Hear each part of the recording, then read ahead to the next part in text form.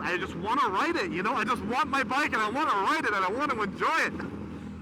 You know, I've been looking at these bikes for such a long time, and then to get so excited about getting it and getting our hopes up about being able to get it, and then that time just comes and goes, and then you see and you realize that the bike's not even built, and then you have no idea in terms of when you're going to be able to get it. It's hard, man. It's hard.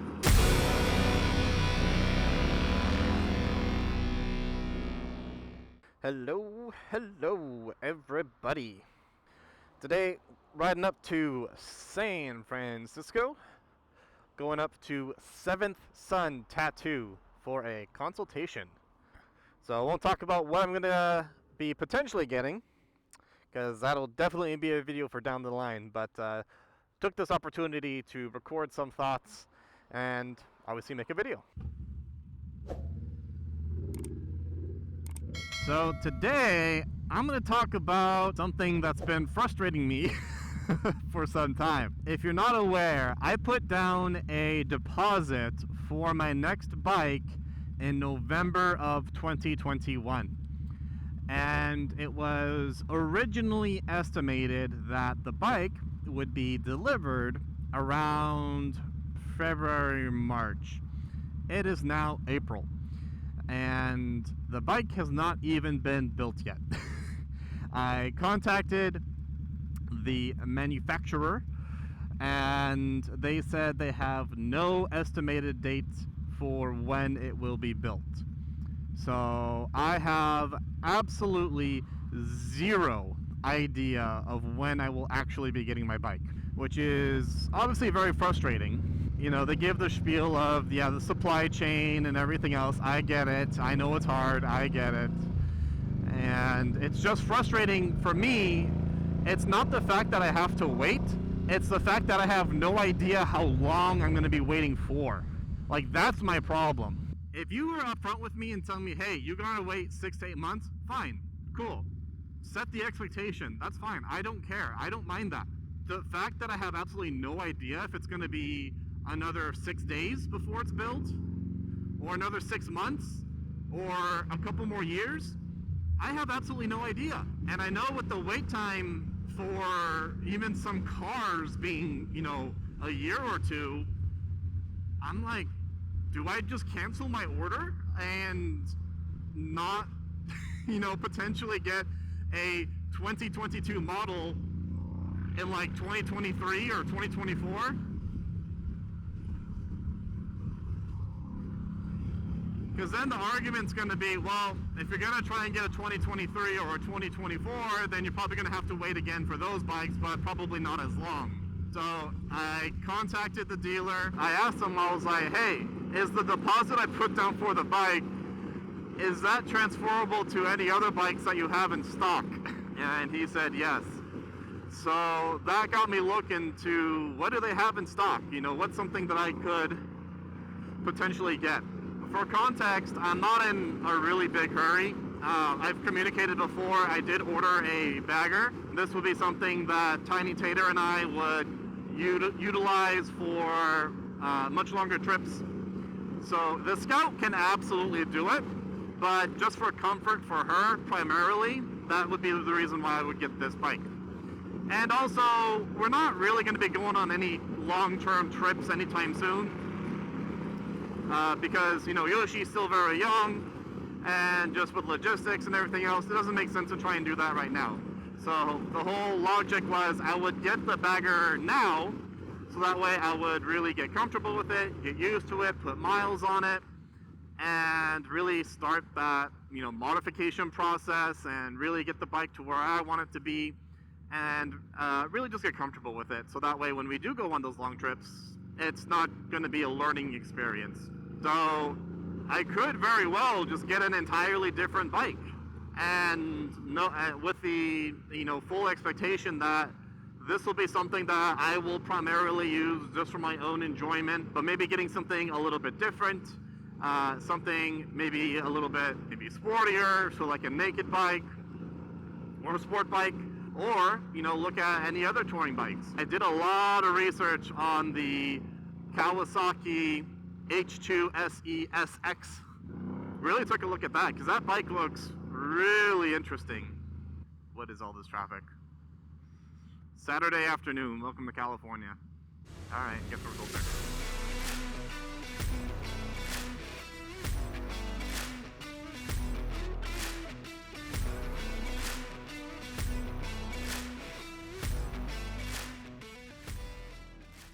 Using that as basically my fun bike that I could really be comfortable with and take long distances if I wanted to. Because for me, I don't think I really want a stereotypical sport bike. Just because I think I'm too big for those, generally speaking. Feel a little top heavy on some of those bikes. So I was looking at some different things, different options. Wow, I'm really sorry. I have to really focus on all the traffic here, because I do not trust anybody around me.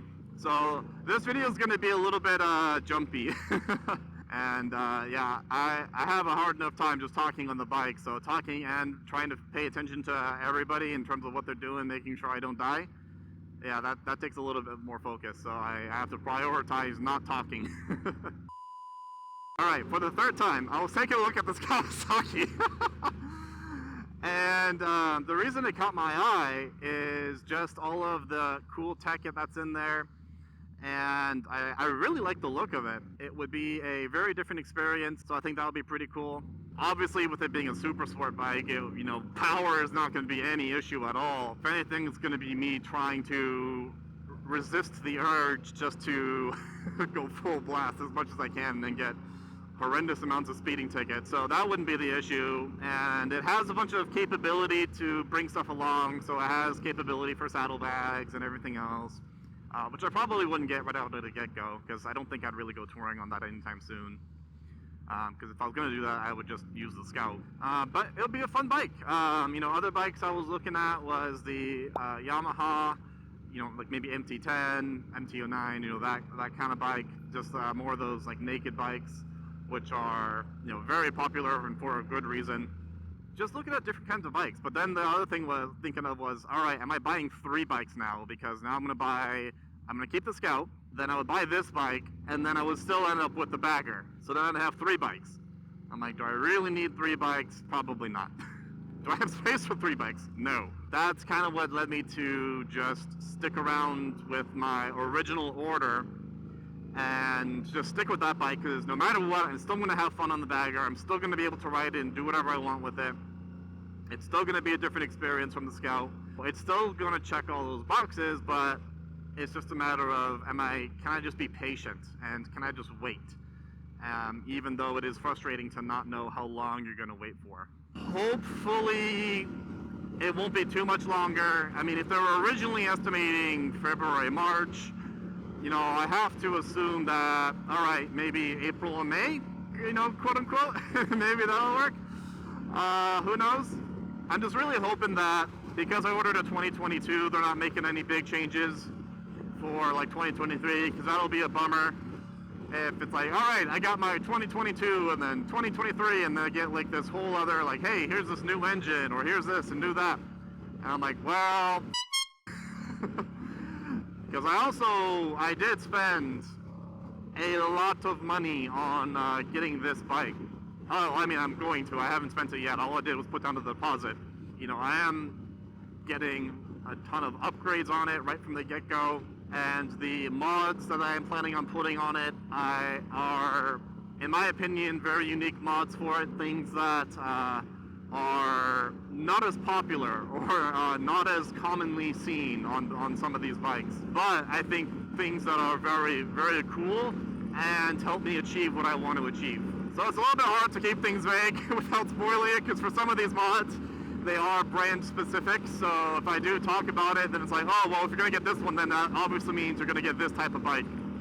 So I'm trying to be as very vague as possible, which I know isn't the most exciting thing to hear about. But yeah, man, these wait times are killing me. I just want to ride it, I just want my bike and I want to ride it and I want to enjoy it. I've been looking at these bikes for such a long time, and then to get so excited about getting it and getting our hopes up about being able to get it, and then that time just comes and goes, and then you see and you realize that the bike's not even built. and then you just have no idea in terms of when you're going to be able to get it. It's hard, man. It's hard. I just wish companies could be a little bit more upfront. And I understand why they don't do it all the time, because if they, if they make it more widely known that, hey, for these bikes you're going to have to wait like 8 months, 10 months, years, then you're going to incentivize people to look elsewhere. Versus if you kind of keep it a little bit vague, then you kind of fall into the trap that I have done, where, all right, well, I'll put down the deposit, and then only after they got your money, then they realize, oh, well, now I'm locked in, and now it's kind of too late. So, I mean, again, the nice thing is the dealer, at least with my dealer, this probably isn't true for everybody, but at least with my dealer, I can move the deposit to something else if I really wanted to. But they also didn't have any bikes in stock that I would want. That would be a good replacement for this bagger that I want. So either way, it's all out of stock, so not much I can do about that. Now we're getting into South San Francisco. It has been years since I've been here. Years. I hate driving in San Francisco. If you've never driven in San Francisco, for the locals, it's probably not that big of a deal. I don't know. I actually don't know that many people in San Francisco, but for me, I hate driving in San Francisco. It's so chaotic. There's so many weird intersections, so many one-way streets, and everything is so tight and claustrophobic. It's not my scene. I don't really like big cities. We should start doing a Tesla counter. How many Teslas can we count while we're riding? Oh, that's going to be an editing nightmare, though. Tesla should be the new VW Slugdog game. Yep, see? Black Tesla. Bam!